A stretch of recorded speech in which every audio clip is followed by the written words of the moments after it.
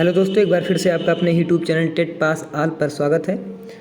हम कल संविधान का जिक्र कर रहे थे।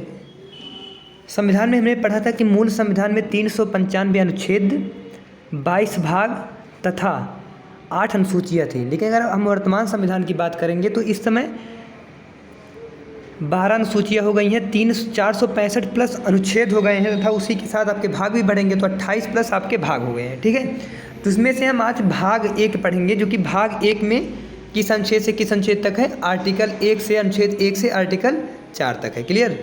तो भाग 1 में 1 से 4 तक, जिसमें अनुच्छेद 1 क्या कहता है, बहुत इंपॉर्टेंट है, कई बार आपके एग्जाम में क्वेश्चन पूछा गया है। भारत अर्थात इंडिया राज्यों का क्या होगा, एक संघ होगा। अर्थात भारत जो है एक राज्यों का समूह होगा। हमें पता है कि भारत में इस समय 28 राज्य हैं, तो वही बात वो कह रहा है। भारत अर्थात इंडिया राज्यों का एक संघ है। क्लियर।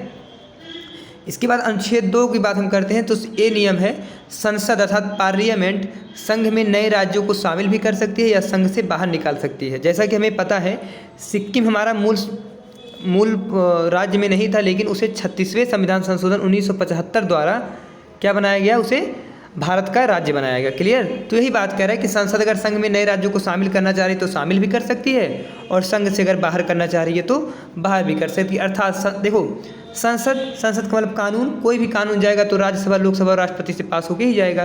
तो वही कह रहा है, संसद अगर चाहेगी किसी राज्यों को शामिल कर सकती है, संघ से बाहर निकाल सकती है। लेकिन अनुच्छेद 3 थोड़ा सा इनके बारे में अंतर कर देता है। अनुच्छेद 3 क्या है, संसद किसी भी राज्य या जिले के परिवेश में परिवर्तन ला सकती है। किसी भी राज्य या जिले के परिवेश में मतलब उसके क्षेत्र को हस्तक्षेप कर सकती है। या फिर दूसरी चीज़ क्या है, संसद किसी भी राज्य जिला स्थान के नाम में परिवर्तन कर सकती है। जैसे हमें पता है कि इलाहाबाद का नाम क्या पड़ा था, इलाहाबाद का नाम प्रयागराज, फैजाबाद का नाम क्या पड़ा, अयोध्या पड़ा। यही चीज़ वो कह रहा है, संसद किसी भी राज्य, जिला तथा स्थान के नाम में परिवर्तन कर सकती है। एक जिला है सुल्तानपुर, उसका नाम बदलने का जिक्र हो रहा है कि उसका नाम क्या कर दिया जाए, कुशभवनपुर। ठीक है, तो वही बात कर रहा है कि अनुच्छेद 3 में है कि संसद अगर चाहे किसी भी राज्य, जिला तथा स्थान के नाम में क्या कर सकती है, चेंजमेंट कर सकती है, बदलाव कर सकती है। क्लियर। तो भाग 1 कहाँ से कहाँ तक था, 1 से 4 तक था, जिसमें 3 बातें थी। अनुच्छेद 1 में था भारत अर्थात इंडिया राज्यों का एक संघ होगा। भाग 2 में था संसद अगर चाहे किसी राज्य को शामिल कर सकती है, किसी राज्य को अगर भारत से चाहे वो बाहर भी निकाल सकती है। अनुच्छेद 3 क्या था, संसद किसी भी राज्य, जिला तथा स्थान के नाम में परिवर्तन कर सकती है। क्लियर। अब हम पढ़ेंगे भाग 2 अर्थात पार्ट 2, जो कि कहाँ से कहाँ तक है, 5 से 11 में है। एक बार आपका यूपी पीसीएस में क्वेश्चन बना था कि नागरिकता किस भाग में है। क्लियर।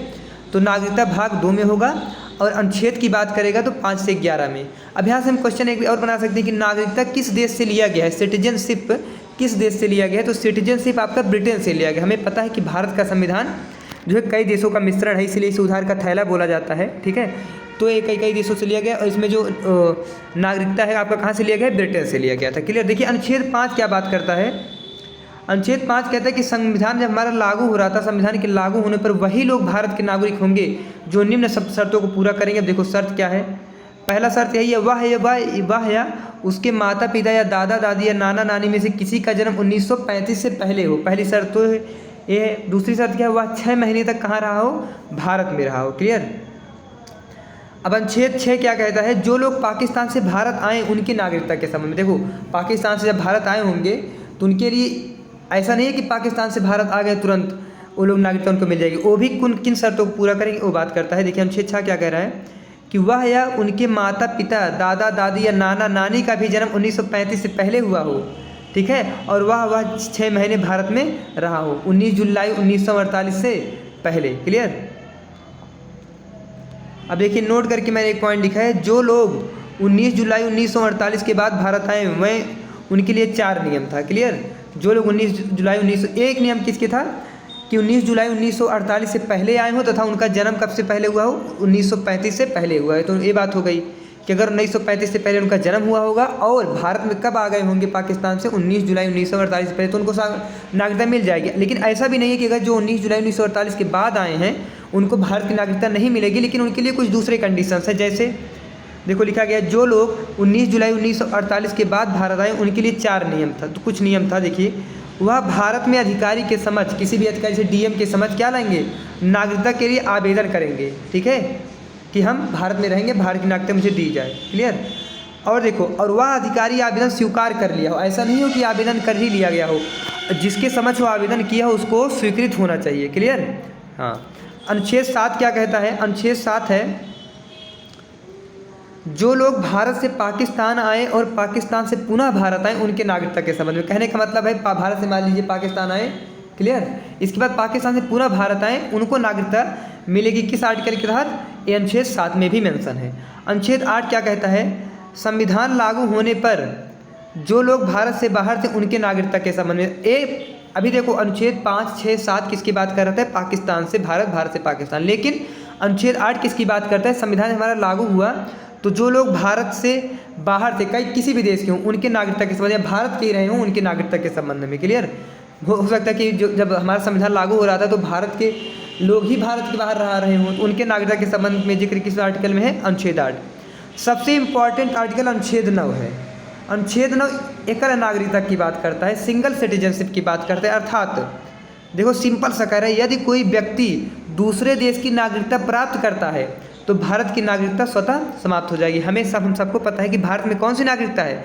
भारत में एकल नागरिकता है, मतलब भारत का निवासी एक बार एक ही देश का नागरिक हो सकता है। इसलिए देखो बात कही गई भैया सिंपल सी, यदि कोई व्यक्ति दूसरे देश की नागरिकता प्राप्त करता है तो भारत की नागरिकता उसकी स्वतः समाप्त हो जाएगी, क्योंकि भारत में एकल नागरिकता है। एक क्वेश्चन और बनता है, दोहरी नागरिकता का प्रावधान कहाँ है? दोहरी नागरिकता का प्रावधान आपके अमेरिका में। अब दोहरी नागरिकता का मतलब क्या? दूसरे देशों से नहीं, दोहरी नागरिकता का मतलब एक वो पूरे अमेरिका का दे देंगे, एक वो जिस स्टेट में अमेरिका के रह रहे होंगे, क्लियर, तो वहाँ का देते होंगे।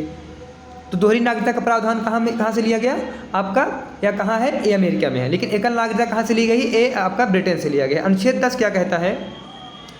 अनुच्छेद 10 भी इंपॉर्टेंट है। ये कहता है, यदि संसद, देखो नागरिकता से संबंधित कोई भी अगर कानून बनाना हो तो कि कौन बनाएगा? संसद, अर्थात राज्यसभा, लोकसभा, तो राष्ट्रपति का सिग्नेचर होगा। तो वही कह रहा है अनुच्छेद 10, यदि संसद नागरिकता से संबंधित कोई भी कानून बनाती है तो भारत के सभी नागरिकों पर समान रूप से लागू होगी। ऐसा नहीं है कि उसमें लिंग, धर्म, जाति के आधार पर विवेचना की जाएगी, ऐसी कोई बात नहीं है। अनुच्छेद 10 यही कहता है कि यदि संसद नागरिकता से संबंधित कोई भी कानून बनाती है तो सभी नागरिकों पर समान रूप से क्या होगी? लागू होगी। देखो अनुच्छेद 11 क्या बात करता है, ये भी बहुत इंपॉर्टेंट है। संसद नागरिकता से संबंधित कानून बना भी सकती है या उसमें संशोधन भी कर सकती है, और जो बनाएगी कानून, जो संशोधन करेगी, उसे हमें क्या करना पड़ेगा? मानना पड़ेगा। क्लियर। तो हमने पढ़ा भाग 2 में 5 से 11 तक आपका क्या था? नागरिकता था, तथा नागरिकता किस देश से लिया गया? आपका ब्रिटेन से लिया गया है। इसके बाद देखिए, एक आया था 1955 में भारतीय नागरिकता अधिनियम 1955, भारतीय नागरिकता अधिनियम 1955, जिसके तहत हम 5 आधार पर नागरिकता प्राप्त कर सकते हैं। 5 आधार पर, वर्तमान में 5 आधार पर हम नागरिकता प्राप्त कर सकते हैं। सिंपल सी बात है, अगर मेरा जन्म कहाँ हुआ हो, अगर मेरा जन्म भारत में हुआ हो तो हम भी ले सकते हैं। अगर मेरा वंश, कोई भी वंश भारत में रहा हो तब भी हम नागरिकता ले सकते हैं। देशीकरण, स्केप कल्चर के आधार पर, अगर वो 10 वर्ष भारत में रहा है, क्लियर, और वो किसी भी देश का हो तो वो भी रह सकता है, लेकिन 10 वर्ष उसके लिए पहले मान्य हो, 10 वर्ष आप रहिए। क्लियर। पंजीकरण के आधार पर, रजिस्ट्रेशन उसने करवाया हो, लेकिन रजिस्ट्रेशन ऐसे नहीं कि डायरेक्ट आया हो कि रजिस्ट्रेशन करवा लो, वह 5 वर्ष रहा हो भारत में, उसके बाद वो रजिस्ट्रेशन करवाया हो। अब देखिए सबसे इंपॉर्टेंट है अर्जित भूभाग या लिया गया जमीन के आधार पर। जैसे मान लीजिए भारत सरकार कोई भी पार्ट जो है किसी भी देश से, मान लीजिए किसी भी देश से भारत में अपना रहा है, तो जो भाग में जितने भी व्यक्ति आएंगे सब भारत में आएंगे, क्योंकि जब जमीन व्यक्ति भारत में आया तो जायज़ सी बात है कि नागरिक भी भारत तुरंत जमीन के अकॉर्डिंग अपने भारत में आ जाएंगे। तो वो जितने पार्ट के भूभाग पर नागरिक रहेंगे सबको कहाँ की नागरिकता मिल जाएगी? भारत की। तो वही कह रहे हैं अर्जित भूभाग या लिया गया जमीन के आधार। जैसे दूसरा एग्जाम्पल हम लेते हैं इसका, जैसे मान लीजिए किसी देश में युद्ध हुआ, पाकिस्तान में युद्ध हुआ, तो वहाँ का पार्ट जो जिस पर कब्जा कर लिए होंगे भारत लोग, तो वो लोग भी कहाँ आएंगे? भारत के भूभाग में ही, या भारत की नागरिकता उन्हें मिल जाएगी। तो कितने आधार पर हम ले सकते हैं? 5 आधार पर ले सकते हैं। भारतीय नागरिकता अधिनियम 1955 में जो आया था, पहला कौन सा? हमारा जन्म हुआ हो वहाँ भारत में, वंश रहा हो हमारे भारत में, देशीकरण, स्केप कल्चर, अर्थात 10 वर्ष रहा हो, 10 वर्ष हम रहे हो तो हमें स्वतः ही नागरिकता मिल जाएगी। चौथा क्या है? पंजीकरण के आधार पर, ठीक है, 5 वर्ष रहा हो, हम रजिस्ट्रेशन करवाने तो भी मिल जाएगा। अर्जित भूभाग लिया गया जमीन के आधार पर। क्लियर। अगर मेरा जमीन, किसी देश का जमीन मेरे हिस्से में आ रहा है तो उसमें जितने भी नागरिक होंगे सब भारत की नागरिकता स्वीकार किए जाएंगे। क्लियर। तो आपका यहाँ से क्वेश्चन बना है कि निम्नलिखित में से कौन सा भारतीय नागरिकता अधिनियम का भाग नहीं है? तो इसमें 3 ऑप्शन थे जो इसमें रहेंगे, एक ऑप्शन आपका नहीं रहेगा, तो वही आपका नहीं रहेगा। ठीक है, तो ए आपके लिए, ए वाला क्वेश्चन सही करने के लिए आपको पाँचों टाइप किस प्रकार से नागरिकता मिल सकती है याद करना होगा। जन्म के आधार पर, वेरी गुड। वंश के आधार पर, गुड। देशीकरण के आधार पर, वेरी गुड। पंजीकरण के आधार पर अर्थात रजिस्ट्रेशन के आधार पर, गुड। और अर्जित भूभाग या लिया गया जमीन के आधार पर भी मिलती है। क्लियर। तो एक बार फिर से मैं अपनी बातों को दोहराऊंगा। भाग 1 कहाँ से कहाँ तक है? 1 से 4 तक है, जिसमें अनुच्छेद 1 क्या कहता है? भारत अर्थात इंडिया का राज्यों का एक संघ अर्थात राज्यों का एक समूह है। अनुच्छेद 2 क्या कहता है? संसद पार्लियामेंट संघ में नए राज्यों को शामिल भी कर सकती है या संघ से बाहर भी निकाल सकती है। जैसे 36वें संविधान संशोधन 1975 द्वारा सिक्किम को भारत में मिला दिया गया। अनुच्छेद 3 क्या कहता है? संसद किसी भी राज्य या जिले के परिवेश में परिवर्तन कर सकती है। फिर दूसरा पॉइंट क्या है? संसद किसी भी राज्य, जिला तथा स्थान के नाम में परिवर्तन कर सकती है। ठीक है।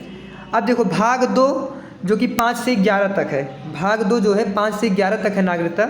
अब देखो इसमें इंपॉर्टेंट हम पढ़ेंगे। पहली बात तो नागरिकता किस देश से लिया गया भैया? आपका ब्रिटेन से लिया गया है। भाग 2 में क्या है? नागरिकता है तथा किस आर्टिकल से किस आर्टिकल? तो आर्टिकल में संच्छेद ही होता है, 5 से 11 तक है। इसके बाद हम आगे देखेंगे अनुच्छेद 8 यही कहता है कि अनुच्छेद 8 यही कहता है कि संविधान लागू होने पर जो लोग भारत से बाहर थे उनकी नागरिकता के संबंध में। इससे भी इंपॉर्टेंट आपका अनुच्छेद 9, 10, 11 तीनों है। क्लियर। अनुच्छेद 9 क्या कहता है? ये एक प्रकार से देखा जाए एकल नागरिकता की प्योर बात करता है। एकल नागरिकता की प्योर बात करता है। देखो कह रहा है कि यदि कोई भी व्यक्ति दूसरे देश की नागरिकता ग्रहण कर लेता है तो भारत की नागरिकता अपने आप ऑटोमेटिक डिलीट हो जाएगी, समाप्त हो जाएगी। अनुच्छेद 10 क्या कहता है कि संसद अगर कोई भी कानून नागरिकता से संबंधित ला रही है तो सभी देशों पर, सभी नागरिकों पर क्या होगी? समान रूप से लागू होगी। देखो ये बात करता है अनुच्छेद 10। अनुच्छेद 11 क्या है? कि संसद नागरिकता से संबंधित कानून बना भी सकती है या फिर संशोधन भी कर सकती है और वो सभी लोगों को मानना पड़ेगा। इसके बाद हम पढ़ेंगे भारतीय नागरिक अधिनियम जो कि आपका 1955 में आया था। इसके आधार पर हम 5 प्रकार से नागरिकता प्राप्त कर सकते हैं। किस आधार पर? पहला जन्म के आधार पर, दूसरा वंश के आधार पर, तीसरा देशीकरण स्केप कल्चर के आधार पर, चौथा पंजीकरण रजिस्ट्रेशन के आधार पर, पांचवा किस आधार पर होगा? अर्जित भूभाग या लिया गया जमीन के आधार पर। क्लियर। तो ये 5 आप याद करिए। कल हम जो वीडियो पढ़ेंगे मौलिक अधिकार, हमें पता है कि मौलिक अधिकार आ से अधिकार और आ से अमेरिका आपका कहाँ से लिया गया है? अमेरिका से लिया गया। भाग 3 में है और 12 से 35 तक है।